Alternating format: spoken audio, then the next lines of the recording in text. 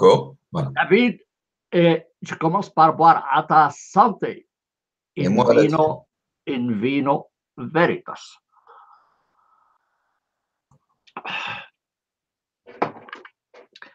Je ne bois pas des tonnes, c'est tout ce que je bois par jour. Et encore. Donc, il ne faut pas me traiter d'ivrogne comme font les musulmans. Alors, bon, alors, aujourd'hui, donc, on revient à notre cours d'hébreu coranique, c'est comme ça qu'on l'a appelé. On est au mot ou à la racine verbale bahamim. Et ça se retrouve en 3 versets. Je lis le premier. أحلت لكم بهيمة الأنعام. بهيمة الأنعام. Alors, comment moi je l'ai traduit? Alors, je vais mettre le vers ici pour qu'il ne verse pas.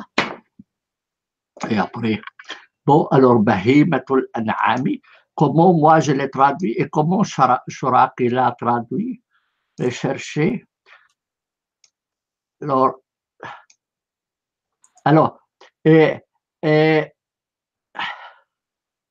bon, on ne va pas entrer en plus parce que il commence par dire le verset « Ô vous qui avez cru, remplissez vos engagements. » Point.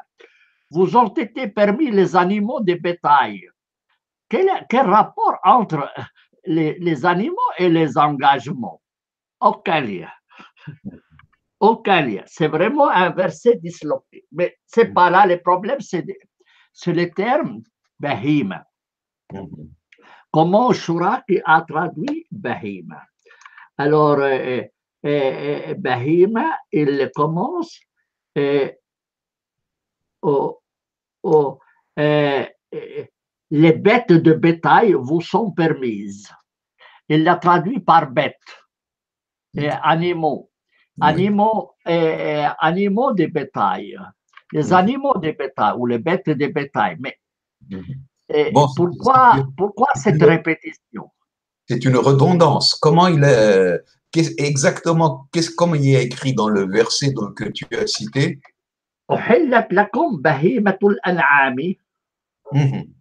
Et l'autre verset, c'est la même chose. على ما رزقهم من بهيمة الأنعام. Et l'autre verset, c'est toujours, il parle toujours بهيمة الأنعام. Alors, pourquoi il lit les deux? Alors, bahima. Bon. Oui. Ce mot existe en hébreu et c'est évidemment behema. Behema, c'est un nom générique pour le bétail. Oui. Mais il y a donc dans le Coran bahima et al-an'am. Qui est aussi bétail. Qui est aussi bétail. Alors, qu'est-ce que je pense? Je pense que le premier mot, c'est un emprunt de l'hébreu, behema, et que al-an'am, c'est aussi bétail, mais c'est en himyarit. Et donc, il y a eu une sorte de collision, ou bien un lien entre, d'un côté, un nom générique en hébreu, de l'autre côté, un nom générique en himyarit. Et donc, c'est souvent ce que je trouve dans le Coran, où la mer, c'est Eliam ou El-Bahr. Et là, c'est une redondance. Bon. Alors, Al-An'am, laissons de côté An'am. Ce qui nous intéresse, Baham. Alors, tu peux me donner une occurrence publique de An'am et puis on passe outre. Non, de Behema. Behema, c'est en hébreu. Behema, oui. Alors, Behema, et puis tu me donnes une occurrence. C'est un mot qui revient dans la Bible à peu plus de 200 fois d'ailleurs. Oui. Alors, on va commencer par exemple par la Genèse. Oui, oui. Par le verset 6, 7. Le chapitre 6. Le chapitre 6, le verset 7. Le chapitre. Alors, juste une chose. Je vais choisir aussi l'arabe pour voir comment ils l'ont traduit en arabe. Donc, ça, c'est intéressant aussi de comparer les trois langues. Alors, le verset 7. Oui, Non, oui, verset 7 du chapitre 6. c'est exact. C'est exact. Les bestiaux les bestiaux. Non, il y a écrit Mi Adam ad Behema. De l'humain, Adam, Oui, oui. jusqu'à la bête, jusqu'au Behema. Et puis après, le verset après, Ad Remes, jusqu'à, comment dire, les les bêtes. oiseaux. Non, non, non. Remes, ce n'est pas les oiseaux. Les bestioles. Non, ce ne sont pas les bestioles, ce sont les bêtes qui rampent, les bêtes qui rampent. Et oui, oui, et puis Donc, ni Adam, ad Behema. Tu vois le mot? Et après, ad Remes. Ad Remes. Et après? Alors, après, il faut que j'ouvre ma Bible. Alors, ad Remes, Ve'ad If. Off. Ve'ad Off. Et jusqu'à la volaille. Oui. Alors, en français, on dit bestiaux, et puis l'autre, c'est bestiole. Remes, ils l'ont traduit bestiole. Non, non. Comment tu. Ce sont toutes les bêtes qui rampent. Ah oui, oui, tu vois, c'est mal traduit. Alors, justement, le Bahaïm, ils l'ont traduit par Bahaïm. Et lui, il l'a traduit, notre copain,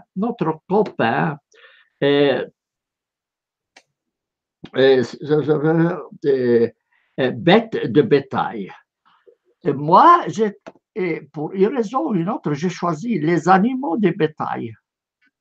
Parce que comment je veux faire les bétails des bétails, ça ne va pas.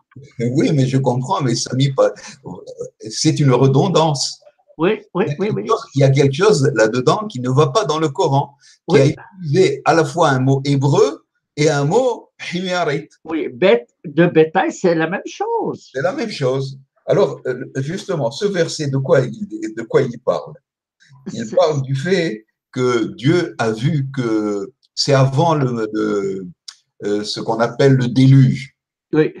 Dieu a vu que les hommes se comportaient très mal et il a donc décidé, hein, je vais le lire en hébreu, Yomer Yahwa emhe et hadam asher barati me'al pnei adama me'adan ad behema ad remes ve'ad auf hashamayim. Oui. J'ai décidé, comme ça il y a écrit, d'effacer les êtres humains, l'humain, Adam, c'est un nom générique pour l'humain. Behema, c'est un nom générique pour les bêtes, les animaux. Remes, c'est un nom générique pour ceux qui rampent. Et les oiseaux. Et les oiseaux, on se demande comment, par le déluge, il peut effacer les oiseaux. Seulement parce qu'ils vont mourir de faim. Oui. Le bon Dieu est un peu drôle, mais bon, ça ne me regarde pas. Mais ce n'est pas notre sujet. Non, donc, Behema, c'est un nom générique pour dire les animaux, les bêtes. Les bêtes. Alors, maintenant. D'ailleurs, il y a, quand on dit il y a Behem, il y a Bhim. Il y a Bhim, oui, on dit Bhim. Ou bien en hébreu, on dit il y a Behema, espèce d'animal, espèce de bête, d'idiot. Tu vois? Oui. Alors, moi, j'ai traduit, toi, tu as dit maintenant espèce d'animal. C'est ça ce que moi, j'ai traduit, les animaux de bétail. Parce que cette redondance, je ne sais pas quoi faire. Notre ami Chouraki dit bête de bétail. Parce que Chouraki a voulu traduire mot à mot. Il a vu Behema, il sait que ça signifie les bêtes, le bétail. Et il a vu Naam, il sait que c'est les bêtes et le bétail. Donc, il a essayé de trouver une solution. Mais il n'y a pas de solution. C'est une redondance. Alors comment il faut traduire? Est-ce que ma traduction est bonne ou est-ce qu'il faut la changer? Moi, je l'ai traduit les animaux de bétail. euh, c'est une, comment dire, tu as essayé de contourner le problème, c'est tout. Oui, parce que j'ai dit, oui, parce que les animaux du bétail, c'est la même chose que les bétails, tu vois. Oui, alors, redondance. C'est une Alors, redondance, alors, je vais, oui, je pense oui, qu'il faut mettre une note dans oui, ta discussion il pour y a expliquer redondance. redondance Oui. qui vient du fait que ces deux mots signifient la même chose. Serait-il parce que l'un vient de l'hébreu et que l'autre est local? Voilà, et comme ça, tu as résolu ton problème, sans essayer de torturer la traduction en trouvant des mots, parce que Et toi, tu dis, l'an'am, ça vient de Himyarit. Moi, je dirais, c'est de l'arabe parce que c'est ni'ma, c'est des oui, grâces. oui, mais C'est l'arabe local, c'est du himyari. ou l'autre de l'arabe, ou de l'arabe, parce que autrement, elles vont dire qu'est-ce qui reste de l'arabe. Après, on est embêté. On est embêté après. Alors, Pourquoi je pense que traduire animal n'est pas bon? oui, Parce qu'il y a un autre mot en hébreu pour dire oui, animal. oui, Animal, ça vient de quelqu'un, d'une bête qui est animée de vie. En oui, hébreu, oui, oui, oui, c'est haya, haya. oui, oui. Et en arabe, hayawan. Donc, c'est celle qui vit, la Oui, vivante. oui, Donc, oui. de traduire les animaux des bestiaux, des bêtes, Mais si tu dis les bêtes de bétail, euh, oui, c'est mieux. Parce que ça rend la redondance. ah, oui. Et comme ça, le lecteur va se demander, mais qu'est-ce que c'est que cette redondance? Et donc, il va chercher. Alors, vaut mieux traduire euh, bête des bétails. Tu vois, ça me fait rire, hein? Oui, Ça me mais, fait déjà rire, tu vois? mais Bête des bétails. Samy, c'est une des déformations professionnelles de tout traducteur. C'est de vouloir enjoliver. Oui, oui. C'est une redondance, eh ben, laisse-la comme une redondance. Et puis comprenez-la comme vous voulez. Voilà. Oui, alors alors, je ne vais pas passer sur les autres parce que c'est toujours la même expression. On passe au terme suivant. Bahama, bhima, anima, bawaw alif. Alors, bawaw alif, ah là là, ça c'est un mot qui c'est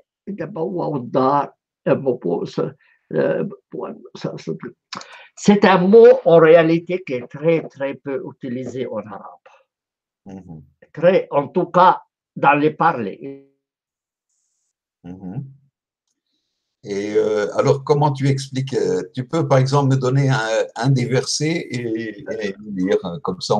Et puis on le traduit, on le traduit. Voilà. Et, oui, et puis on va voir comment l'a traduit notre Chouraki. Et comme ça, on est tranquille et on va voir. C'est presque tous la même chose. Et alors, on prend le premier verset et puis c'est bon. Alors,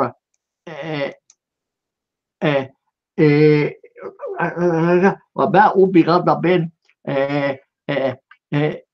ont. Alors, moi, je traduis encouru. Alors, tu parles du verset 2,61, n'est-ce pas? Oui, oui. وضربت عليهم الذلة والمسكنة وباءوا بغضب من الله. باءوا بغضب من الله. Alors, je vais voir comment a traduit Chouraki de 61, de 61, de 61, de 61.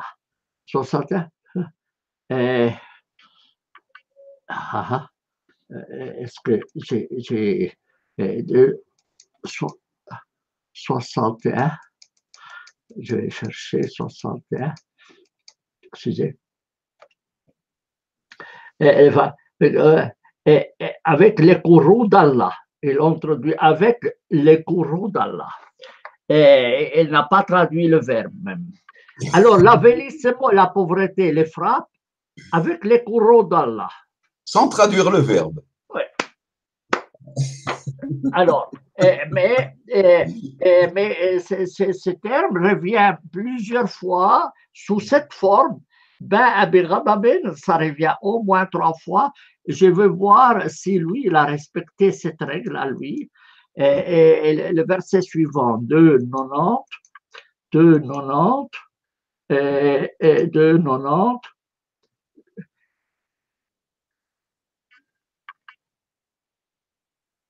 2,90.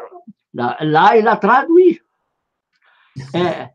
Il se cite courroux sur courroux. D'accord, d'accord. Alors, donc, une fois, il l'a traduit, une fois, il ne l'a pas traduit. Et il l'a traduit par susciter. Oui, et puis après, moi, j'ai traduit encouru. Encouru.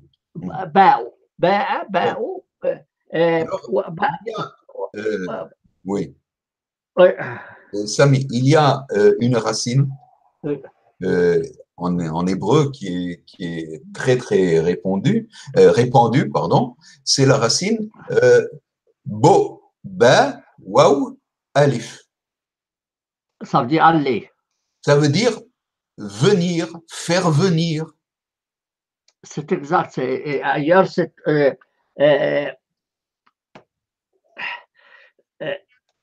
mais aussi dans les autres.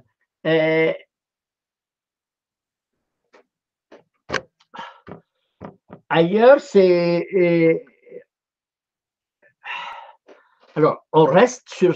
Parce qu'il peut avoir deux sens différents. Alors, ici, moi, je l'ai traduit toujours par. Alors, on va prendre l'autre verset, le 10.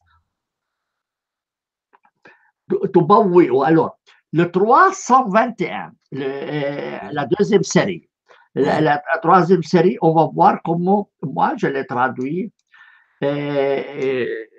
Parce que là, ça a un autre sens. Ouais.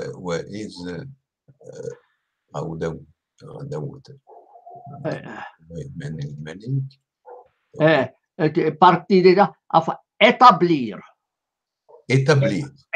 J'ai traduit d'établir. Et notre ami Chouraki, 131, 131, Chouraki, 131, 131. Non, 121. Ah, je m'excuse. 121, contrôle. Assigné. Assigné, oui. Assigné. Oui, alors il y a aussi le 22-26 qui est traduit par assigné. Oui. Alors, Samy, oui. Comment veux-tu qu'un lecteur francophone qui a quand même quelques connaissances de l'arabe, alors il dit, voilà, il y a une racine, c'est la même racine, une fois on nous le traduit par encourir, une fois on ne le traduit pas, une fois on dit c'est assigné, une fois et une autre, tu m'as donné 3 traductions différentes. Oui. Sur le même mot exactement. Alors, et après, on prend le dernier. On prend le dernier et après, on aurait fait le tour des occurrences,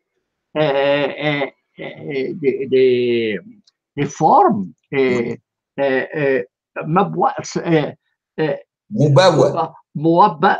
مبوأ صدقا مبوأ صدقا.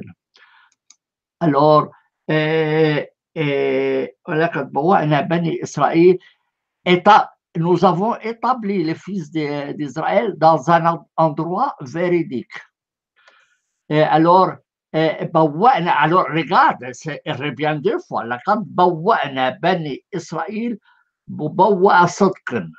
بوأنا. Alors, moi, j'ai traduit, nous avons établi les fils d'Israël dans un endroit véridique. Alors, ou dans un. Le problème, c'est que comment faire? Alors, attends, je vais voir Chourak et comment il a joué avec ces verbes. Alors, parce que c'est vraiment pour harmoniser, pour que c'est pas possible de garder les mêmes racines en français. C'est oui. pas 93. Mais bon, on va voir comment lui l'a traduit. Et alors, il dit établi. Alors, Attends, et nous avons établi, les fils d'Israël ont juste établissement. oui, parce qu'il a voulu garder les mêmes. Oui. Il dit dans un verset, je suis obligé de garder le même mot. Alors, nous avons assigné, nous avons établir, nous avons encouru, nous avons pas de traduction, c'est la folie. Oui, c'est une folie furieuse. C'est une folie. Moi, je pense qu'il faut conserver toujours la même signification, même si ça peut paraître du charabia. Oui, parce que la signification, l'étymologie première de ce mot, c'est venir, faire venir. Alors, si je dis établir, c'est aussi faire venir. Si je dis assigner, c'est aussi faire venir. Si je dis encourir, c'est aussi venir. Il faut garder ça. Mais il y a encore un autre problème, moi, qui me chagrine. C'est que, regarde bien, Samy, dans toutes ces occurrences, on nous dit là, dans ce lexique, que la racine, c'est ba, wa, alif. Comme en hébreu, ba, wa, waou, alif. Bon, mais regardons le premier verset, 2,61, n'est-ce pas? Oui. Où est passé le waouh? Où est le waouh là-dedans? Non, attends. Le waouh de la racine, pas le waouh de la coordination. Non, mais oui, je sais. Mais il y a un alif et il y a un hamza. Mais le waouh, où est-il passé? Alors, il est passé dans l'accent d'Amma. C'est ça les problèmes. Alors, mais normalement, David, Oui. À mon sens, attends, je vais revenir au texte coranique. Oui. Alors, je vais revenir au texte coranique. Juste une seconde. D'accord.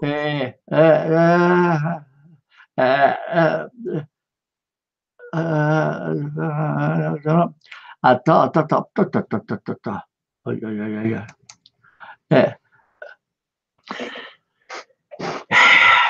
Tu sais, généralement, il fallait, quand il y a le Dhamma en arabe, le Hamza qui est sur le Ba'ou,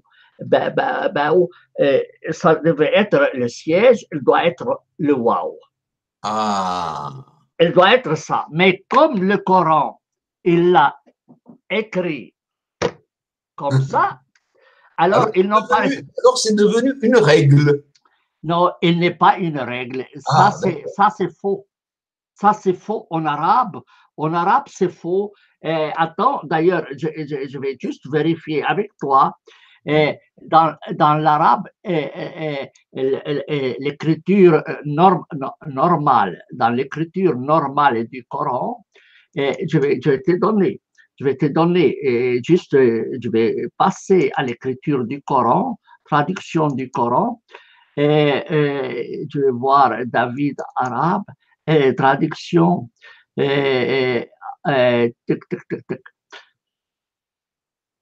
arabe David, attends, juste s'il te plaît, ouvrir, je vais vérifier si c'est pas comme ça. Alors, attends, il est en train d'ouvrir. Oui, je vais te montrer qu'en fait, quand il... Parce qu'il y a le Coran, l'orthographe traditionnelle, n'est-ce pas? Mais il y a l'orthographe grammaticale qui respecte la grammaire. Alors, comment ça a été traduit, comment ça a été écrit? Ça, c'est 87-61. 87, 61, il faut que parce que moi j'ai une colonne, 87, 87, 61, 87, 61, 87, ça c'est les plus grands chapitres, 87, attends, 61,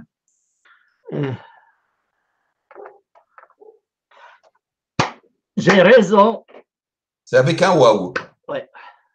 Alors, voilà, tu vois le. Oui, c'est ça les problèmes. Encore un problème. Oui, un problème. Alors, toi, tu as demandé, il est où le waouh? Il est là. Alors, il faut expliquer en arabe. En fait, l'écriture normative ou le Coran dans l'écriture moderne, ou tel qu'il existe depuis plus que 1000 ans, est différent de l'écriture coranique. Alors, j'étais sûr que c'était faux. Et effectivement, j'avais raison de dire que c'était faux. Alors il y a deux versions du Coran, la version écriture normale et la version écriture traditionnelle. Et alors, donc, on ajoute, comme s'il n'y avait pas assez de problèmes, on ajoute un nouveau problème.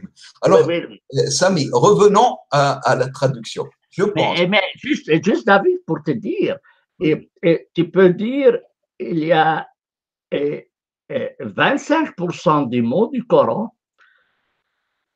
qui sont écrits d'une manière dans le Coran et une autre manière dans l'arabe grammatical. 25%. Ah. Ils ne respectaient pas. Le Coran ne respectait pas la grammaire. Alors, qu'est-ce que va te répondre un musulman? Ah, écoute, c'est-à-dire… Il va te dire exactement comme les judaïques le font, quand il y a des erreurs grammaticales dans la Bible, hein, alors il va te dire, mais c'est le Coran qui est l'origine de la grammaire arabe. Et pas oui. Mais tu sais, ça c'est que tu arrivé dans l'université de Bagdad, c'était dans l'examen de mathématiques, hein, celui qui a présenté sa thèse de doctorat l'avait écrit d'une façon, le professeur examinateur, il lui a dit, tu l'as écrit faux. Il lui a dit, mais c'est comme ça que c'est écrit dans le Coran. Il dit, même si c'est dans le Coran, c'est faux. Quand même. Alors, revenons à la signification de cette racine. À mon humble avis, Sam, il faut que tu gardes la racine avec le mot venir et essaye de jouer en français avec parvenir. Attends, parvenir, advenir, plein de mots en français où le mot venir s'y trouve. Ah oui, tu peux dire,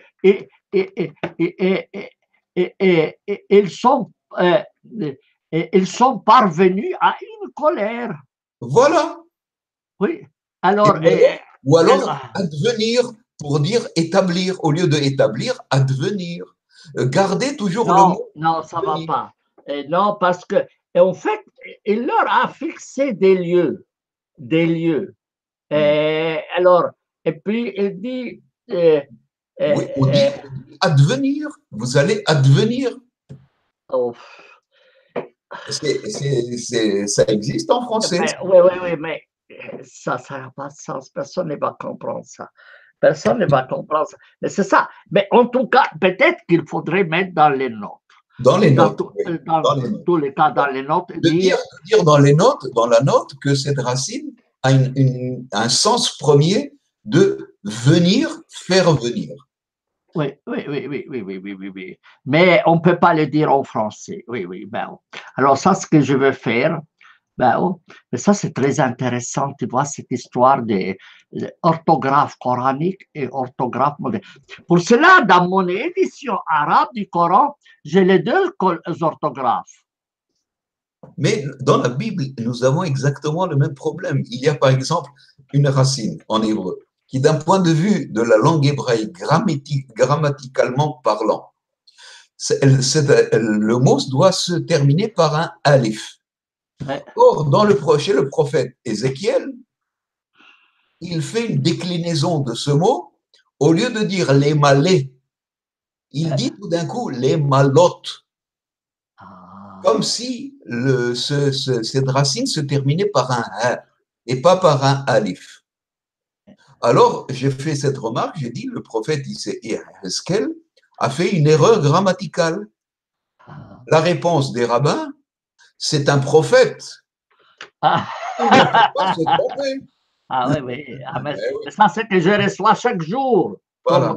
C'est chaque jour que j'ai cette remarque. Voilà. C'est toi qui vas faire. La grammaire vient du Coran. Mais oui, mais oui. Donc nous mordons la queue. Oui, mais c'est certain, David, que si tu écris ces mots aujourd'hui dans une dictée arabe, tu reçois 0. 0. Ah, ça c'est clair.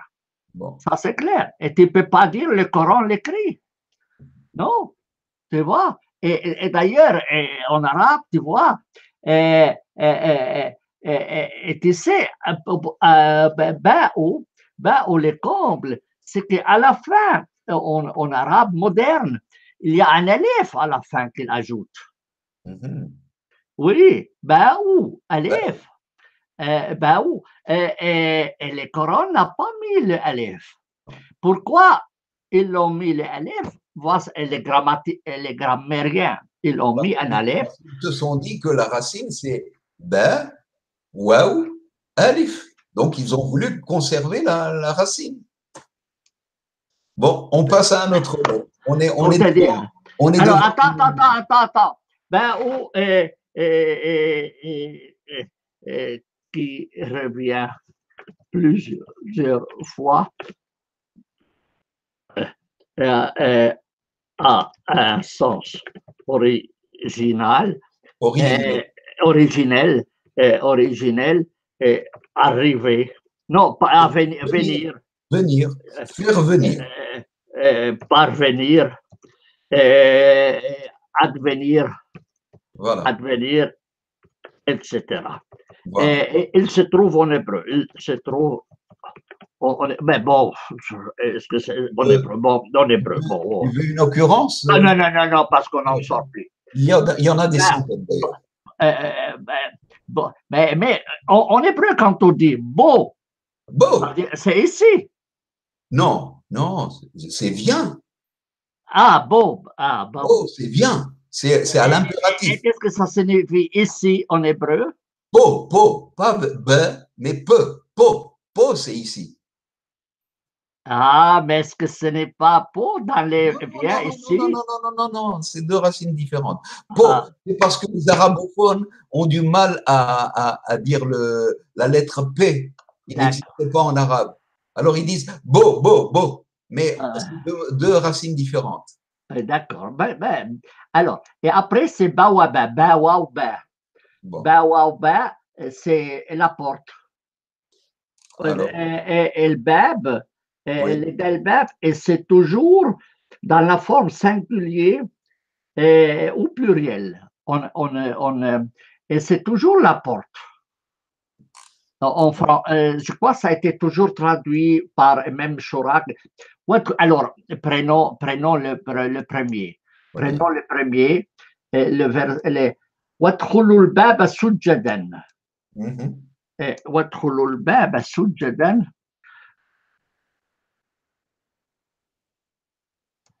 Alors, on va faire ça. On va bon, ça ne doit pas poser des problèmes. Entrer dans cet environnement, entrer par la porte. On ne dit pas entrer la porte, on dit entrer par la porte.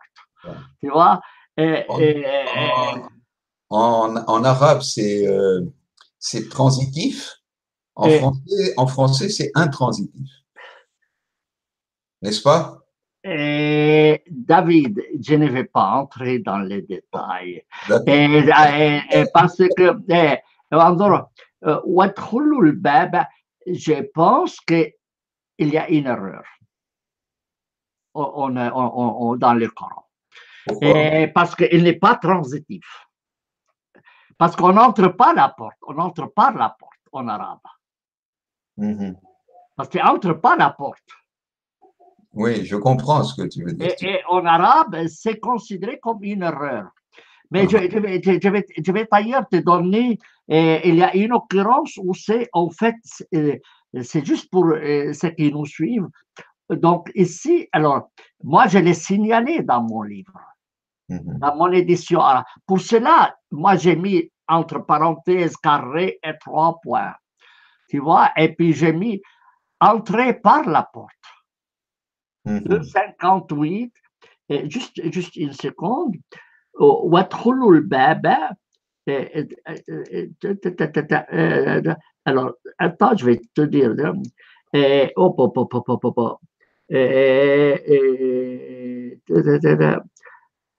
ah, parce qu'ailleurs c'est écrit ادخلوا من أبواب متفرقة. oui, oui, dans le verset 289. Oui, oui, من min. alors là il y a une erreur dans les Corans, à moins qu'en hébreu on dise entrer la porte, mais on ne peut pas dire entrer entrer une chambre, entrer la chambre ou dans la chambre. Attends, Ne dis pas entrer la porte. Je pense que en principe c'est un transitif, mais il y a des formes irrégulières où je pense que dans la Bible c'est très très rare où la forme intransitive devient transitive. Et il y a Bou Delet. Comment tu dis? Bou Hadelet. Mais en principe, c'est intransitif. Bou El Hadelet, vers la porte. Oui, oui. Donc, je ne peux pas affirmer si c'est une erreur ou non. Peut-être que c'est une forme, des fois, hein, comment dire, poétique. Il faut vérifier. Mais il y a quelque chose de... C'est-à-dire, moi, pour savoir s'il y a une erreur ou pas, je vois s'il y a d'autres occurrences dans le Coran. Et comment le Coran l'a fait. Or, dans le Coran, وَلَا تَدْخُلُوا مِنْ بَابٍ وَاحِدٍ. Mais il y a d'autres occurrences où il n'y a pas, où c'est transitif. Par exemple, à l'occurrence 523. Oui, je sais que. Ou bien l'occurrence. Il y a aussi en bas, وَادْخُلُوا أَبْوَابَ جَهَنَّمَ خَالِدِينَ فِيهَا. وَادْخُلُوا أَبْوَابَ جَهَنَّمَ. Voilà. Il y a l'occurrence 761. وَادْخُلُوا الْبَابَ. Pour cela, et une fois il était, mais logiquement, on n'entre pas la porte. On entre par la porte. Je sais bien, mais tu sais, il y a une expression en français qui dit « prends la porte ». Ça signifie « sors de la porte ». Tu vois, ça devient transitif. « Prends la porte ». Donc… Oui, mais parce que le verbe « prendre » est transitif. Oui, d'accord. Mais entrer n'est jamais alors peut-être que dans le sens autre, hein, alors il y aurait peut-être un sens poétique de prendre la porte. Ça, c'est qu'on appelle le sens inclus. Inclus, voilà.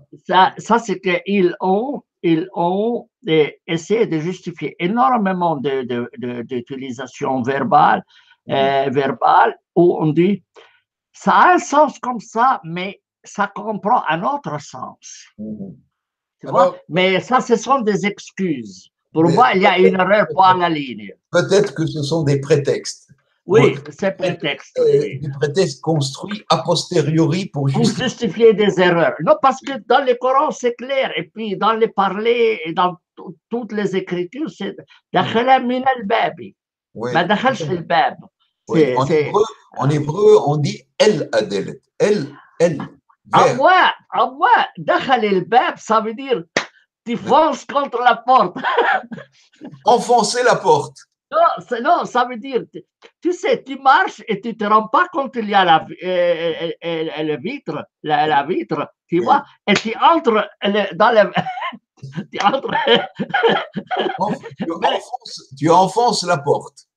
Mais, oui, oui. Oui, mais je ne pense pas que le Coran nous... Aller dans ce sens-là, non, ce n'est pas ça. Il y a, Samy, quelque chose de beaucoup plus intéressant. Oui.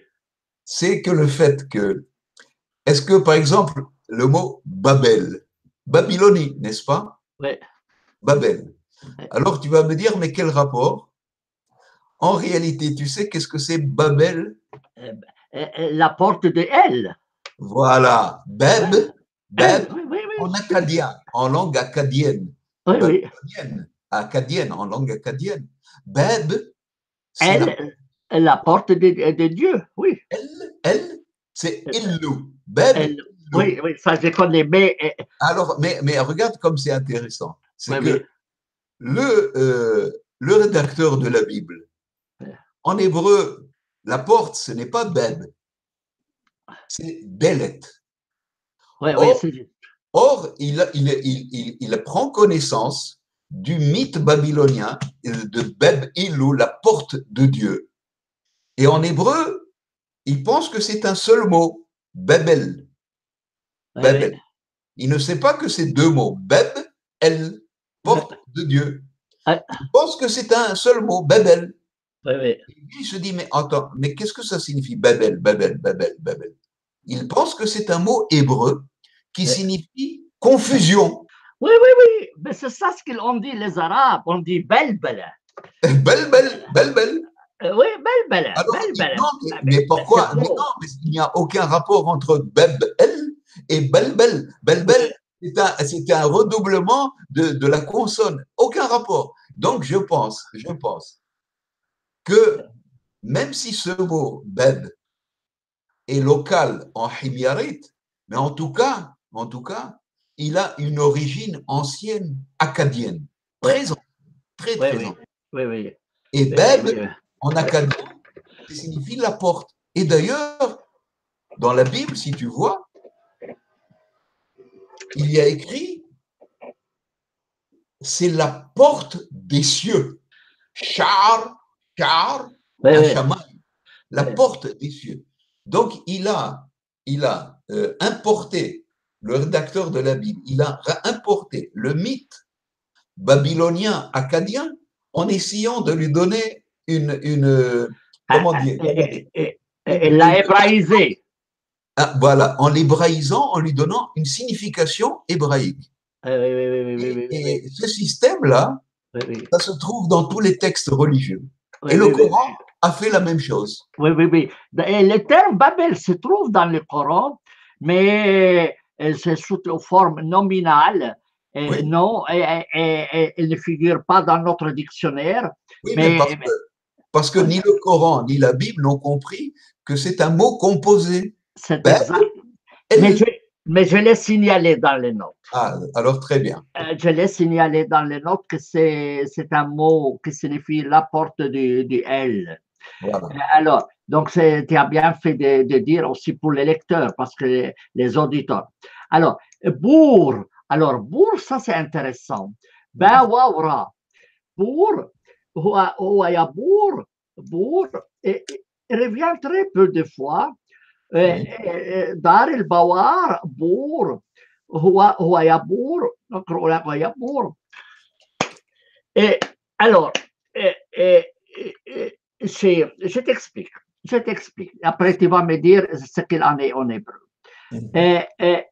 Chez les paysans palestiniens, en tout cas, appelle-le comme tu veux, je sais que tu n'aimes pas les mots, mais ce n'est pas là le problème. Ça, c'est parce que je n'ai pas d'autre possibilité pour le moment. Alors, attends, jeune homme. Les paysans levantins.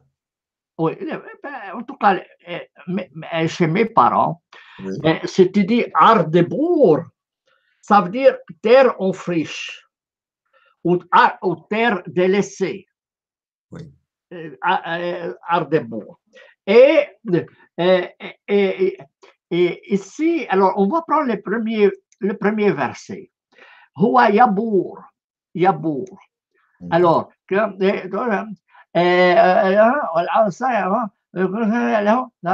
ومكر أولئك هو يبور. le complot de cela sera perdu. Moi, je l'ai dit, je l'ai traduit par perdu. Et on va voir ce Chouraki, comment il l'a traduit. Alors, 35-10, regarde de ton côté si c'est en hébreu, 35-10, 35-10, parce que ça, et lui, tu sais qu'est-ce qu'il a traduit? Stérile. Stérile. Le russe est stérile. Oui. Parce que pour cela, la terre est en friche, elle ne produit pas de fruits. Voilà. Probablement. Mais attends, alors, il y a aussi, il y a plus loin, le verset 14-28. On va voir là, on va tester Chouraki. On va tester Chouraki. Hein? 14-28. 14-28. Dar el-Bawar. Dar el-Bawar. Alors, c'est drôle. Alors, Dar el-Bawar, on va voir comment ça a été traduit par moi. Moi, je crois que c'est Dar el-Bawar, la demeure de la perdition. Parce que c'est toujours perte. Ben, je vais voir Chouraki comment il l'a traduit. Et lui, stérile. La première fois, il a traduit stérile. Et après, tout d'un coup, il traduit Clément, notre copain. 28. Alors, 28, la demeure de stérilité. Ah, il a été fidèle. Il a été fidèle. Mais après, il y a le verset, on va prendre le dernier, c'est la même expression, 28, 18, 25, 18, 25, 18, on va voir, et après, on va discuter quel est le terme le mieux à utiliser. 25, 18. Alors là, moi, j'ai traduit autre chose. Ils ont été des gens ignorants. Oui. Et pourquoi? Alors, mais pour cela, il faut voir pourquoi je l'ai traduit. J'ai donné une justification. Oui. Le terme Bouran, utilisé aussi dans, etc., provient probablement de l'hébreu. Il est rapproché de 2 Corinthiens 11, 6, d'où notre traduction. Alors, deuxième épître aux Corinthiens, chapitre 11, verset 6. Alors, Bour, ça veut dire c'était des ignorants. Oui. Alors, pour cela, moi, j'ai traduit Bouran. Et lui, il a traduit, mais c'est ça, maintenant, on va voir que moi a traduit 25, 18, 25, 18, 25, 18, 25, 18. Et après, on va trancher. Hein? Et avant, on va voir comment. Le 18, ce peuple stérile. Donc, il a essayé de conserver toujours le mot stérile. Oui. Et puis, moi, je ne peux pas dire une terre ignorante. Alors, je dis probablement ça vient de l'hébreu. Mais je n'ai pas l'occurrence. Alors voilà, Samy, je vais tenter de trouver l'étymologie de ce terme-là. Oui. Alors, c'est à toi. Alors, dans la Bible, dans cette racine hébraïque signifie l'étymologie première, le sens premier. Hein? Creuser la terre. Faire un trou dans la terre. Donc, il y a un sens qui a un rapport avec la terre. Alors, attends. On a aussi ce verbe et ce mot en arabe dans le sens de al-bo'ra. El-bir. Comment? Et c'est la même chose comme el-bir. Non, c'est une autre racine, el-bir. Le puits, c'est une autre racine. Alors, attends. Bo'ra, creuser. Creuser. Bo'ra. Mais il ne se trouve pas dans le Coran. elle ne se trouve pas dans le Coran. Mais dans le langage, Bora, c'est un trou. Un trou. Oui, mais est-ce que c'est le même verbe? C'est exactement le même verbe que dans le Coran. C'est la même chose. Mais quel est le sens de cette étymologie première? Alors, le sens, c'est comme ça. C'est quand on fait un creux dans quelque chose, on risque de détruire s'il y a quelque chose de planté, n'est-ce pas? On fait un creux. Donc, on fait perte, on fait perdition. Deuxième chose, là, tu as dit que tu as trouvé que ça a un sens de ignorant. Oui. N'est-ce pas? Tu sais pourquoi? Parce que c'est une expression talmudique qui dit que celui-là, c'est un pekno, c'est un paysan.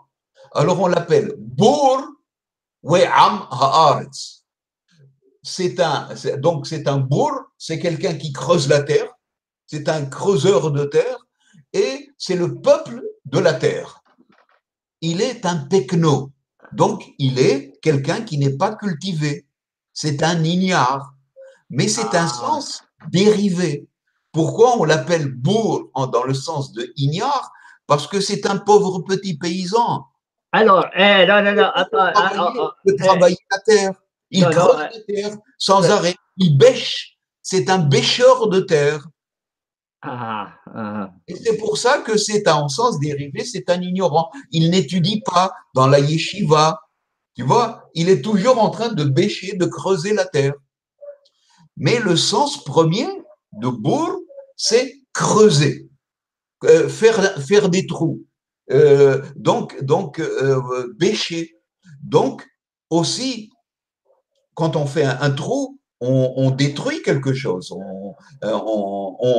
Tu vois, on creuse, on détruit, on fait perdre quelque chose, puisqu'on enlève de la terre. C'est difficile de faire comprendre ça. Alors, maintenant, Samy, je vais te donner une référence biblique et tu vas tout de suite voir l'étymologie. Yalla, donne. Voilà.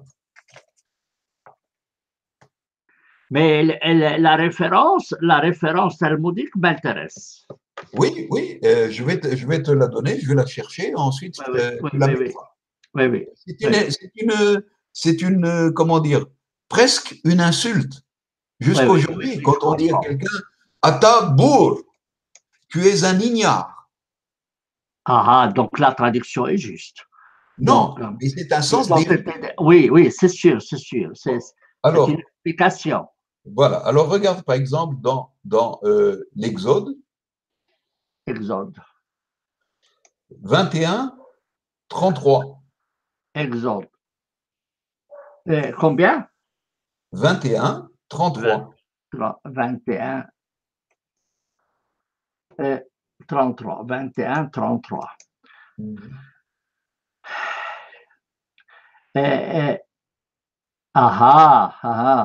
Bourg. Wiki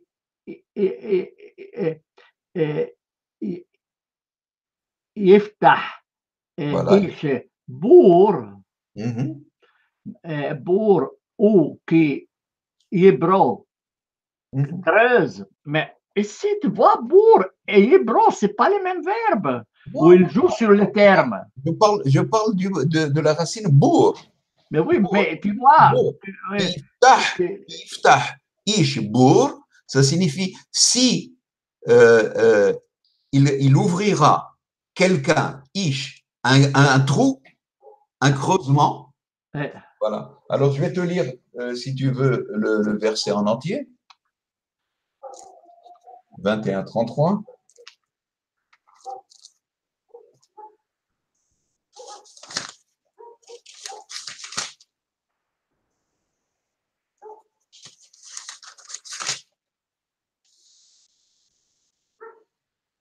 Yiftah ish bor, ochi ichre ish bor.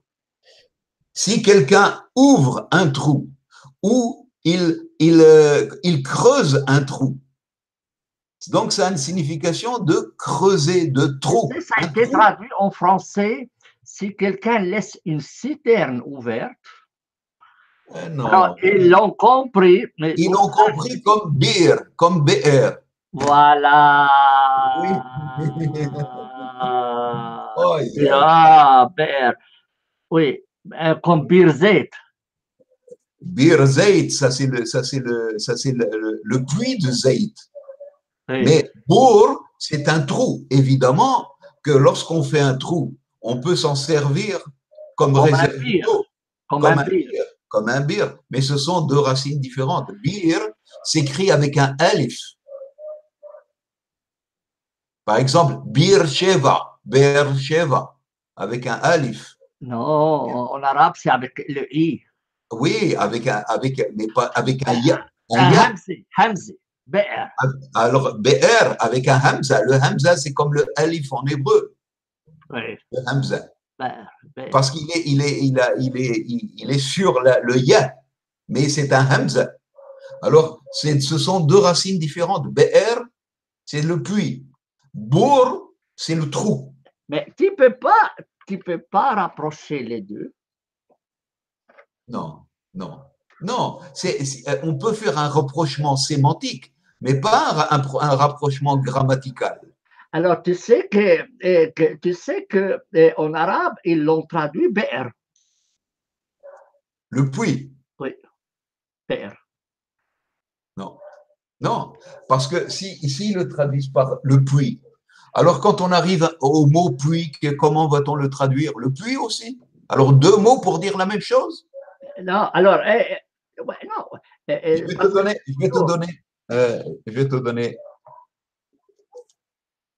te donner un mot, une autre occurrence où le mot, tu vas comprendre que le mot bourg, évidemment, du point de vue de l'oreille, ça ressemble à BR, mais ce n'est qu'un trou. Ce n'est pas un puits, parce que dans un puits, il y a toujours de l'eau, n'est-ce pas? Oui, oui. Or, regarde cette occurrence. Oui. Yallah. Regarde. Oui. Dans 37, 24. Quel livre? La Genèse. Genèse. 37. 37, 24. 37, 24. Oui, d'accord. 37, 24. 24. Et saisir de lui et le jetèrent dans la citerne. Oui, mais, la citerne. Mais continue, qu'est-ce qu'il y a écrit dans, regarde. C'était une citerne vide. Ah, qu'est-ce qu'il y a écrit en hébreu? En bo maï, il n'y a pas d'eau. Donc ce n'est pas le puits. Une citerne peut être une citerne artificielle. Ce n'est pas de l'eau qu'il y a. On fait un trou pour faire une citerne. Mais c'est une signification différente. Citerne et puits, ce n'est pas la même chose. Ah, non, attends, David. Non, alors là, je ne suis pas du tout d'accord avec toi. Tu n'es pas d'accord. Mais, oui. Non, mais je vais bien être d'accord. Je ne suis pas d'accord. Pourquoi? Alors, je vais t'expliquer. Parce qu'en fait, le pire, David, c'est un puits? Oui. David, un pire, c'est effectivement, c'est un creuset, un trou, bir. Mais il peut avoir de l'eau ou ne pas avoir de l'eau. Non, Samy. Non. Même si elle est vide, ça s'appelle bir. Non, d'un point de vue scientifique, ce sont deux choses différentes. Qu'est-ce que c'est un puits?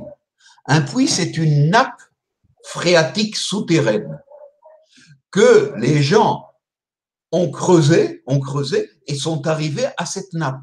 Donc l'eau traverse des fois un ruisseau souterrain. Alors, il peut de temps en temps, une seconde, la nappe phréatique peut de temps en temps s'assécher, mais c'est une nappe phréatique. Non, et donc, ils ont creusé. Alors, une citerne, c'est quelque chose qui a été creusé afin que la pluie soit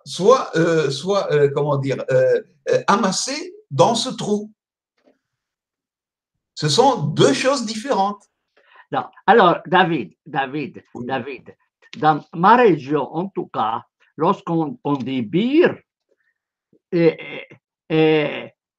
ça signifie généralement le trou qu'on fait pour ramasser l'eau dedans. Et comment vous dites la pluie, le puits? Le puits. Oui. Mais on n'a pas de puits chez nous. Non, dans ma région, on n'a pas de l'eau qui sort de la terre. Alors, mon père avait bir. Ou bir, ça veut dire citerne. Chez nous, bir signifie… Comment tu dis le puits? Le puits, comment tu dis? Il n'y a pas de mot. Il n'y a pas de mot. Ça s'appelle ber. Non, je regrette. Je vais te dire qu'est-ce que c'est en réalité. Non, pas de problème. Dis-moi. Je vais te dire qu'est-ce que c'est en réalité. C'est que c'est un mot hébreu qui a été intégré chez les fallah. Et donc, comme ils n'ont pas su faire la différence parce que ces mots se ressemblent, bor et be'er en hébreu, bor et be'er, ça se ressemble. Donc, ils ont intégré ce mot, ils ont entendu bir. Donc, pour eux, bir, c'est à la fois une citerne, un trou qu'on creuse pour amasser de l'eau de pluie ou bien de l'eau qui s'amoncelle et qui tombe dans la pluie, mais c'est aussi le puits, puisqu'on dit Bir Sheba. Ouais. Or, qu'est-ce que c'est Beersheba? Il y a bien écrit dans la Torah que Abraham creusa un puits à Beersheba. C'est ça, Bir. C'est un puits. Alors, ce sont deux choses différentes. Une citerne et un puits, ce sont deux choses différentes. Un puits, c'est naturel, parce qu'il y a une nappe phréatique en dessous. Il suffit de creuser pour y arriver. Alors qu'un bor, c'est seulement pour ramasser de l'eau de pluie. Et il est plus souvent sec que le puits. Le puits peut être alimenté d'eau toute l'année. Il y a plein de puits en Israël, plein de puits qui sont naturels. Un bor, c'est ce qu'un paysan, il voit un endroit qui est un peu bas, il sait que l'eau de pluie va tomber, il voit qu'il y a des pierres, il met des pierres pour que ça soit imperméable, et c'est de l'eau qui va couler et qui va s'amasser dans le trou. C'est ça. Moi, j'étais agriculteur. Mais moi aussi. Alors, nous, on faisait la canalisation pour que l'eau va dans les puits. Mais on l'appelle puits. Mais nous, on l'appelle puits. Oui, mais c'est une erreur. Ce sont deux mots différents. Bour, c'est la citerne, le trou qui ramasse l'eau de la pluie, et le puits n'est pas, il ne ramasse pas, c'est pas pour ramasser. David, alors, je peux te dire, nous n'avons pas de mot pour citerne. Ou alors, vous n'avez pas de mot pour le puits. Nous avons un seul mot, bir. Alors, en hébreu, il y a deux mots. Bour, c'est la citerne. Be'er, c'est le puits. Oui, bon, alors tu vois, donc nous on n'a pas de mots, on n'a qu'un seul. Vous avez deux.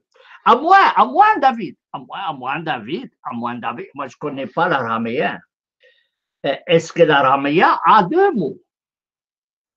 Il faut demander à quelqu'un qui parle syriaque, oui. Mais je vais essayer de trouver dans la Bible pour voir est-ce que le mot puits existe, par exemple, chez Daniel en araméen. Une seconde. Ouais. Alors, c'est très intéressant ce que tu dis. Ça veut dire, en hébreu, vous avez deux mots qui se ressemblent. Ce n'est pas la même chose, ce n'est pas la même racine, mais en arabe, on n'a qu'un seul mot. Alors, ou bien parce que en Arabie Saoudite, il n'y avait pas de beaucoup d'eau, mais d'un autre côté, il y a bien le zamzam. on l'appelle Bir Zamzam. Eh bien, c'est un puits. C'est un puits. Mais oui, mais on n'a pas un autre mot. On n'a pas un autre mot. On n'a pas un autre mot. Mais tout simplement parce qu'en arabe, étant donné que ça a été pris de l'hébreu, ça n'est pas bien compris entre bor et ber. Oui, je sais. Alors ça, c'est très intéressant parce qu'en arabe, on ne l'a pas. Je vais voir si jamais dans Daniel, par exemple, en araméen, s'il utilise le mot BR. Par exemple, tu sais, la ville de Beyrouth. Oui. En hébreu, ça s'appelle Be'erot, les puits. Beyrouth, ça signifie en hébreu les puits. Pourquoi? Parce qu'il y a des puits dans cette ville. Alors, tu entends là, c'est des puits et pas des citernes. C'est des puits, pas des citernes. Be'erot. Voilà. Attends.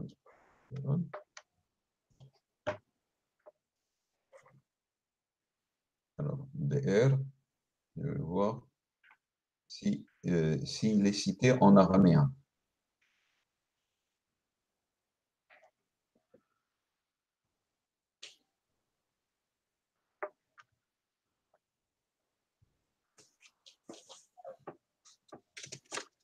En araméen, je vais voir.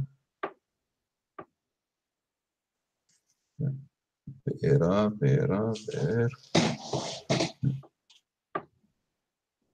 Non, je ne le vois pas en araméen. Il faut demander à un connaisseur. Il faut demander à quelqu'un, un connaisseur de la langue araméenne. Oui, attends, une seconde. Non, il n'y a non, et toi, tu n'as pas de dictionnaire araméen sous la main. Non. Je n'ai fait qu'un lexique en hébreu. Non, mais il n'y a pas en ligne. Il n'y a pas en ligne un dictionnaire araméen. Il y a en ligne. Il faut que je le cherche. Un dictionnaire hébreu-araméen. Écoute, ce terme, moi, je ne suis pas sûr avec toi, parce qu'en arabe, on n'a qu'un seul mot. Et mais encore une fois, pourquoi il y a un seul mot? Pourquoi? Par exemple, il y a une expression en hébreu, ber maim haim. Ça signifie un puits de l'eau vivante. Vivante, pourquoi elle est vivante? Parce que c'est un ruisseau qui passe en dessous. C'est un ruisseau souterrain. C'est une nappe phréatique. Mais tu sais, le Be'er Zamzam dont tu parles, c'est une citerne séchée. Et en fait, attends. Et en fait, on amène de l'eau depuis la mer, qu'on dessalit, qu'on enlève les sels et on verse dedans. Mais ils disent pas que tout ça, c'est des trucs. Le Be'er Zamzam n'a pas d'eau. N'a pas d'eau. Non, mais ils versent, on fait des canalisations depuis la mer ou je ne sais pas où pour amener de l'eau pour qu'ils versent dedans. C'est plutôt une citerne qu'un puits. Alors, est-ce que, par exemple, en français, le mot puits et citerne, c'est bien différent? Alors, attends, c'est très intéressant. C'est très intéressant le dictionnaire italien. Pozzo. Pozzo, qu'est-ce que signifie les pozzo? Alors, ça, c'est intéressant, de pozzo. Alors, dictionnaire italien, l'étymologie du terme pozzo,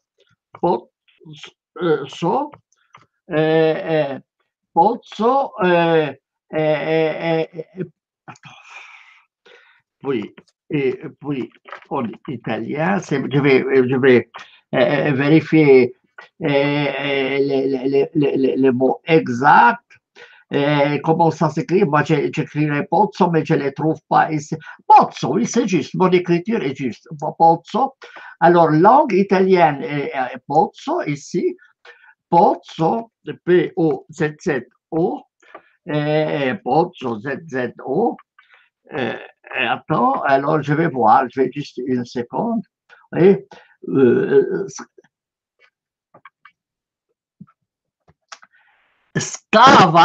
scavo, praticato verticalmente nel terreno.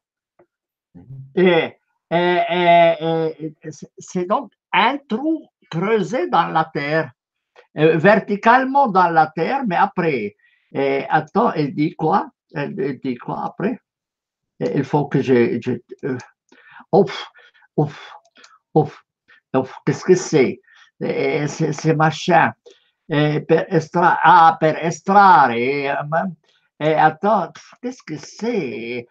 Quand il y a un machin qui intervient pour embêter ça.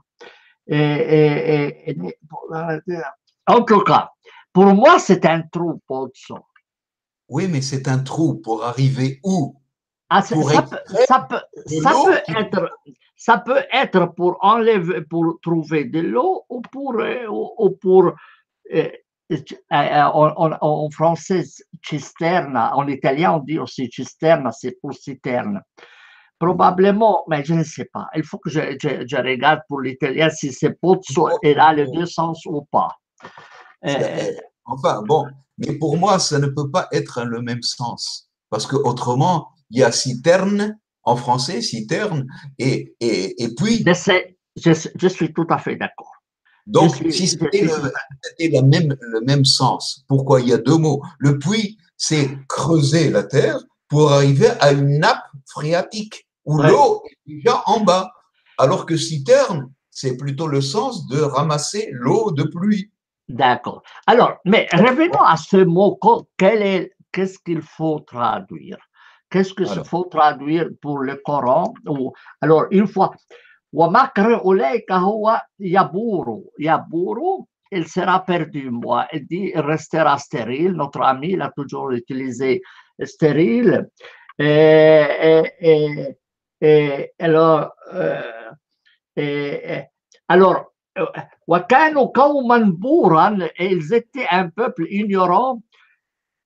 Moi, si je veux être fidèle partout, je devrais être un peuple perdu.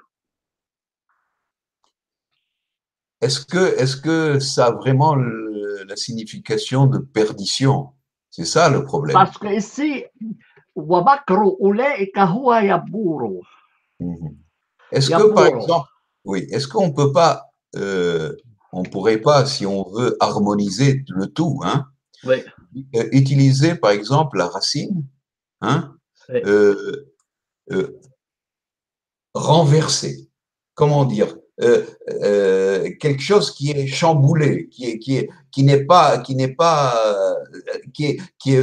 presque à la limite en train de se détériorer. Ancien tu vois, un peuple détérioré, ça serait pas mal parce que il y a le sens terre là-dedans. Détériorer. Moi, j'ai utilisé le terme perdre, mais parce que si on dit détériorer, on garde le sens. Yaburu, ça peut aussi signifier, ça veut dire, oui, moi, oui, c'est difficile de trouver un terme qui va dans tous les sens. Détériorer, mais bon. Quelqu'un, par exemple, quelqu'un qui est détérioré de l'esprit, ça signifie qu'il est à moitié idiot. Oui, mais le terme…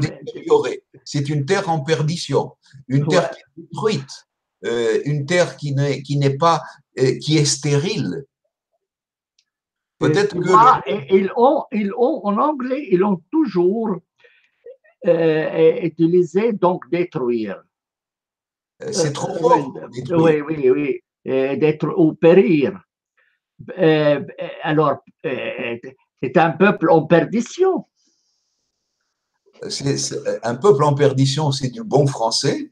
Ouais. Mais est-ce que perdre, est-ce que ça signifie bourre? Non. Perdre, il y a un autre mot en arabe pour dire perdre, perdition. Oui. Khasiroun, je crois, non? Khasiroun, ou da'a. Voilà. Donc, oui. Alors comment on utilise ça et ça pour dire la même chose? Oui, c'est ça les problèmes. C'est ça les problèmes. Pour cela, j'ai dû choisir deux mots, alors que Chourak a toujours utilisé le même mot stérile. Voilà. Alors, mais stérile, détérioré, même stérile, ce n'est pas exact. Parce c'est ça les problèmes. On ne dit pas d'une femme elle est stérile, on ne dit pas elle est bourra. Non, non, non, on ne peut pas. non. Donc, c'est pas, mais la traduction stérile ne va pas non plus. Mais dans le Talmud, toi, tu as dit qu'il y a le terme bourre. Bourre, dans le sens, c'est un sens dérivé, c'est quelqu'un qui est détérioré de l'esprit, c'est un ignare. Ou c'est un trou. C'est un trou. Il n'a rien dans la tête. Oui. Elle a une carapace. Voilà. Il a une citrouille, on dit. Voilà. Pour arriver à citerne. Ah, ça, c'est très bien, c'est une citerne, une citrouille, tu vois.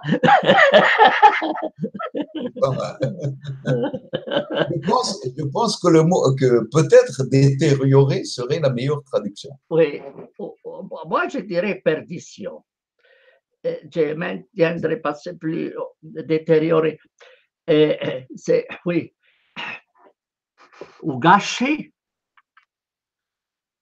Gâché oui. parce que la terre en friche. Oui. Ça veut dire c'est une terre qui est laissée en friche, on dit en français. Oui, mais oui, on dit en français elle est laissée en friche, mais en réalité, pourquoi est-elle laissée en friche? C'est pour la jachère. C'est pour lui permettre de se reposer. Donc, pendant cette période-là, elle n'est pas cultivée. Et c'est pas parce qu'elle est stérile. Elle n'est pas stérile. Elle n'est pas creusée. Elle n'est pas bêchée. Elle n'est pas retournée. Elle est laissée en friche. On la laisse se reposer. Ah non, en arabe, Ardebourg, et ça veut dire une terre qui n'a jamais été labourée. Oui, il y a ce sens-là aussi en hébreu, de dire bourg, parce qu'elle n'a pas été bêchée, creusée. Elle n'a pas été creusée. Labourée, n'a pas été labourée. Voilà. Ardebourg. Ardebourg, oui, on dit Ardebourg, ça veut dire, oui, on pousse la poussaille et d'autres choses comme ça, voilà. Et elle n'est pas travaillée. Elle n'est pas travaillée. Alors, gâché, alors on utilise un peuple gâchis, non? Un peuple, non, ça va pas. Non, en français, l'étymologie de gâchis, ça a un sens très précis. Je l'ai oublié, mais c'est un sens très précis, je crois, de mettre quelque chose, tu vois, de mettre comme du plâtre. Oui, alors, écoute, vraiment, c'est un cas qui nous tue. Et pour pouvoir unifier, c'est l'unification qui pose des problèmes. Mais c'est très bien que les auditeurs se rendent compte de la difficulté qu'on a pour un simple mot, pour trouver Kauman Bouran. Alors, c'est un peuple perdu, une terre perdue, ou parce que ça veut dire non exploité. Oui, ça a un sens comme ça, mais c'est un sens dérivé. Ah oui, je ne sais pas. Parce que tu ne peux pas dire creuser, c'est ça le problème. Oui. Voilà. Peut-être que tu devrais en note, tu étudies, perdition, perdu, et en note, expliquer l'étymologie. Alors, est-ce que tu gardes les termes Kaumanbouran, peuple ignorant, ou tu dis peuple perdu? Si tu veux faire une référence au Talmud, et je vais te donner cette référence-là, après l'émission, je te donnerai, puisqu'il faut que je cherche. Alors moi, je l'ajoute. Kauman Bouran, moi, je vais la mettre ici, qu'elle se trouve dans les Talmuds, et j'attends que tu me l'envoies. C'est une expression talmudique. Oui. Alors, si tu dis que les Talmudiques, qu'est-ce que tu veux mieux? Et dans les Talmuds, ça signifie quoi? Comment ça a été traduit? Comment ça a été traduit? Comment on peut le traduire en bon français? Cette expression, bourg, oui. Ignare. Alors, c'est ignorant, quoi. Ah, tu sais qu'il y a une expression française qui est très belle. Enfin, très belle, mais je ne sais pas, elle est peut-être un peu vulgaire. On dit un cutéreux. Je ne connais pas. Je ne l'ai jamais entendu ici. Un cutéreux, c'est-à-dire quelqu'un dont le derrière est rempli de terre. C'est un paysan qui est complètement ignare. Ça, on n'a jamais, j'ai jamais entendu parler de ce mot chez nous ici. Je ne connais pas tous les mots. Peut-être pas en Suisse, mais en français, on dit un cutéreux. Mais c'est peu qu'il soit qu'on l'utilise, mais je ne l'ai jamais entendu. Alors, ici, on les maintient, ils ont été des gens ignorants. Ignorants, alors, et même expression dans le Talmud. Voilà. Même expression dans le Talmud. Et ça sonne comment? Tu dis les mots? Bourg. Bourg. Bourg. Alors, moi, j'ai mes 2 étoiles parce que j'attends que tu m'envoies la référence. Mais même expression dans les Talmuds, mais n'est pas dans la Bible, non. En tant que ignorant? Oui. Non. D'accord. Non. Dans la Bible, ça signifie faire un trou, creuser, bêcher. Oui. Il a la tête vide. Voilà. C'est quelqu'un qui a un trou dans la tête. Voilà. Oui. Ah oui, non, c'est ça. Qui a un trou dans la tête. Ah oui, ça, c'est très intéressant, tout ça. Mais c'est très intéressant parce que bir et bourg, nous, en arabe, on n'a pas cette distinction. Mais en hébreu, vous l'avez. Mais il faut demander les araméens. D'accord. Je vais voir ça et je te dirai après l'émission. Oui, après, il faut que parce que certains parlent l'araméen parmi ceux qui nous écoutent. Ils vont peut-être nous mettre une remarque dans les commentaires. Alors, on prend les derniers mots. Oui. Les derniers mots, parce que ça c'est un terme belle. Oui, on dit bawal, mais c'est pas dans le sens bawal, non? Je sais, bawal, ça veut dire uriner. Voilà. Ils ont fait dériver de cette racine le terme bala. Bala, mais aussi, bala signifie aussi uriner. Mais ma belle, c'est belle, et on dit tawil balak. Tawil balak. Et l'esprit large, sois patient. Alors, dans le Coran, ça a une autre signification. Oui, ma belle,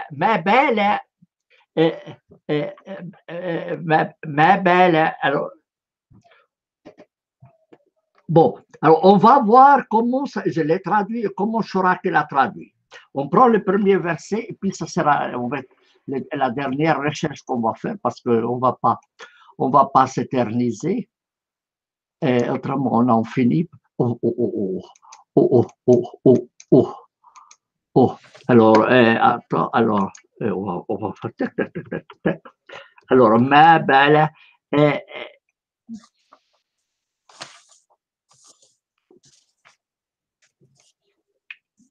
Oui. Ma belle. Alors, qu'en est-il des femmes? Qu'en est-il? Ma belle. Mais moi, je l'ai traduit comme ça. Le 12, 50, le 12, 50 chez Chouraqui, le 12, 50 chez Chouraqui, 12, 50, 50. Pourquoi? Il a traduit pourquoi. Et toi, tu as traduit qu'en est-il des femmes qui se sont coupées les mains? ما بال النساء اللاتي قطعنا أيديهن. Et lui, il dit, pourquoi, il a traduit directement, pourquoi les femmes se coupaient les mains? Mais belle, oui, peut-être que sa traduction, oui, c'est correct aussi sa traduction. Pourquoi les femmes se sont coupées les mains? Mais belle. Et puis après. Oui, mais alors, belle, comment on le traduit? quelle est la signification de ce mot-là? Belle. Pourquoi? Non, mais belle. Mais belle. Belle. Qu'en est-il? Alors, qu'en est-il ou pourquoi? Je vois pas. Je vois pas. Alors, on prend aussi فما بال القرون الأولى. Alors, qu'en est-il? ما بال. Et puis, ويصلح بالهم. On prend le dernier exemple. Le deuxième et le troisième, c'est le même exemple. Alors, parce que là, peut-être ça va nous éclairer. Peut-être ça va nous éclairer. On trouvera peut-être un sens commun. C'est pas sûr. À améliorer leurs conditions. Conditions belles. 47 de, on va voir qu'est-ce qu'il dit, 47 de chez Shuraki, 47 de, 47 de, alors, elle a traduit situation. Situation. Alors, on aurait pu dire, quelle est la situation des femmes? Peut-être quel est le statut. Donc, oui, quelle est la situation? Oui. Quelle est la situation des femmes?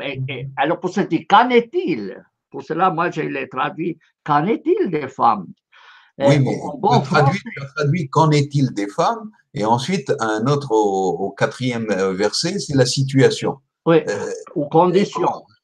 Il faut harmoniser là-dedans. Alors, toi, tu dirais ici, pour améliorer leur situation. Oui. Toi, tu dirais, alors, attends, on va unifier situation, oui, c'est très bien. Et là, on va faire situation ici, situation plutôt. Et puis, pour le premier, qu'en est-il? Et quelle est la situation des femmes? Il y a une meilleure traduction. Tu peux traduire quel est le cas. Le cas. Partout, tu traduis le cas. Pour améliorer leur cas? Oui, leur cas. Leurs conditions, leur cas. Améliorer. On peut dire c'est un cas difficile, c'est un cas facile, c'est un cas problématique. Non, mais c'est pas les mêmes. Je sais, mais c'est pas.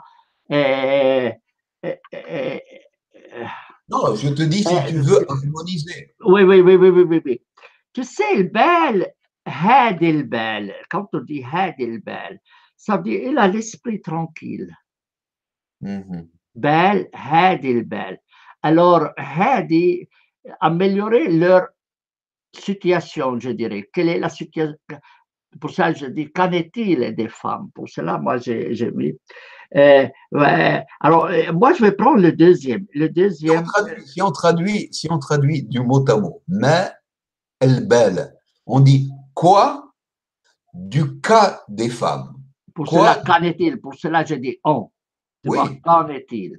D'accord. C'est du bon français. Oui. Mais ce n'est pas. Mot à mot. Tu n'es pas du mot à mot, tu n'es pas fidèle au texte. Oui, c'est juste. C'est une. Tu as fait ce qu'on appelle une francisation. Oui. Ici, si par exemple tu dis en hébreu, qu'en est-il? Je le traduis du mot à mot, ça ne veut rien dire. Oui, non, c'est clair. C'est clair. Alors, oui, c'est leur situation. Oui, situation. Alors, il faut prendre le 12-50. Le 12-50. 12-50. Alors, juste une seconde, puis on aurait terminé. Et demande-lui de la situation des femmes. Voilà.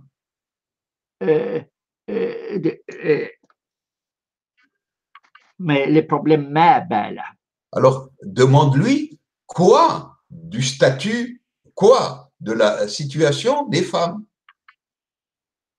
Demande-lui quoi de la situation des femmes. Attends, il faut que je.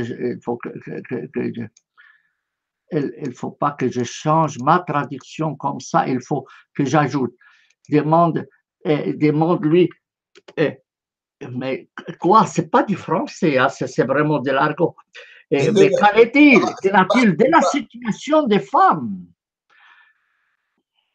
C'est du charabia, c'est du charabia, je suis entièrement d'accord. Oui, mais pour traduire exactement ce qui est quoi, quoi, tu peux traduire en bon français, demande-lui quoi de la situation, quoi de la situation.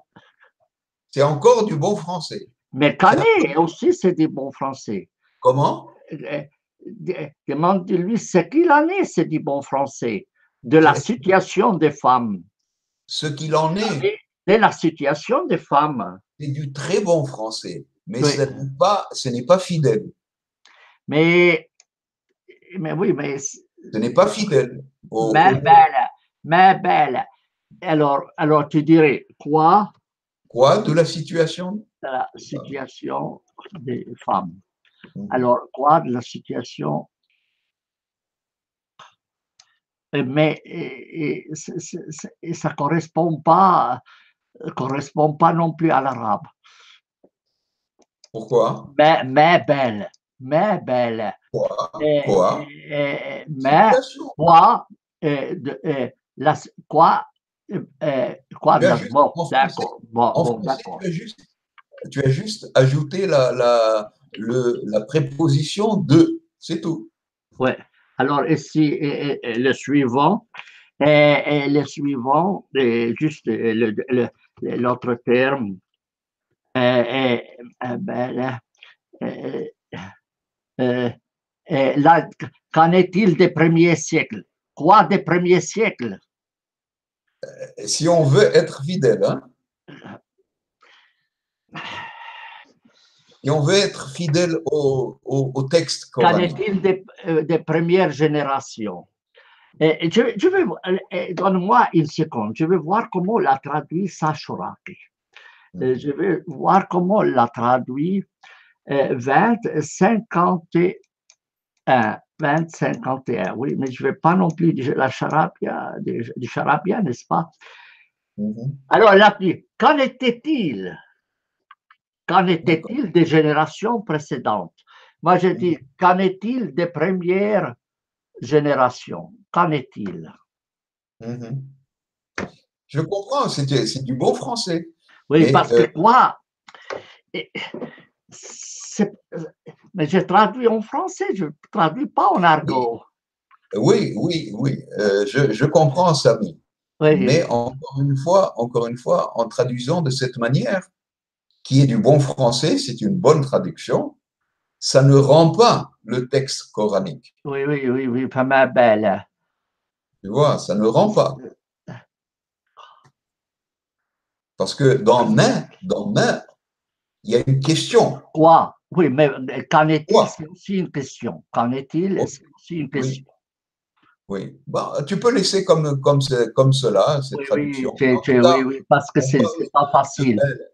On parle de belle, pas de main. On parle de belle, alors tu peux laisser ça comme ça. Oui, je vais probablement. Alors, je vais supprimer aussi l'autre parce que c'est… Petite remarque, Samy. Oui. Est-ce qu'on a ça en hébreu?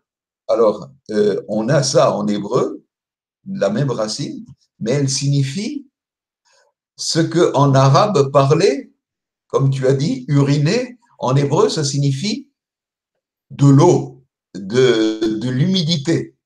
Par exemple, le déluge, ça vient de la racine, de cette racine.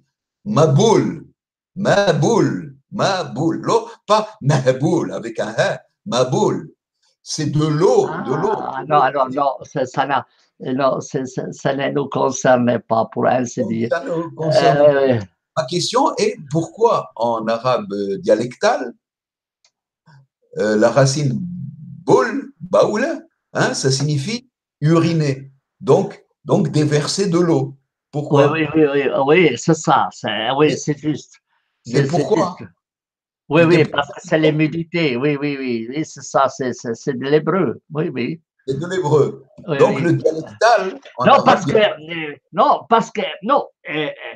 Bel, ben voilà, ça vient de Bel, ça veut dire humecté. humecté, humidifié. Et oui, C'est de l'eau. humecté, oui, c'est ça. Bella, oui, Voilà. bella. Écoute, on arrête là parce que je crois qu'on a dépassé les limites du temps. Et puis, il ne faut pas épuiser ni les auditeurs ni autres. Oh là là, c'est presque 2 heures. Écoute, alors, vérifie ce beer, et puis donne-moi la référence talmudique pour ces bourgs. Bourg. Je vais te la donner tout de suite après l'émission. Oui, très bien. Alors, on arrête là. Alors, on boit de nouveau à la santé de tout le monde, à ta santé au premier, tout le monde. In vino veritas.